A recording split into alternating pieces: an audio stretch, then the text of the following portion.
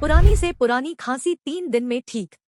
सबसे पहले एक छोटे तड़का पैन में 1 चम्मच गाय का देसी घी डालें और उसे गर्म करें और उसमें 15 से 20 साबुत काली मिर्च डालकर धीमी आंच पर कड़कने दे। गैस बंद कर दे और उसमें बूरा या पिसी मिश्री डाल दे। गुनगुना ही चबा चबा कर रात को सोते समय खा ले और उसके बाद पानी भी ना पिए और कर सो जाए। 3 दिन तक रोज सोते समय करें। 3 दिन में ही पुरानी से पुरानी खांसी ठीक हो जाएगी। शुद्ध देसी कांकरेज गाय का घी प्राप्त करने के लिए रायका घी वालों से संपर्क करें। 9982165435 राणा राम। नेचुरलिस्ट भारतीय डॉक्टर सुषमा सिंह।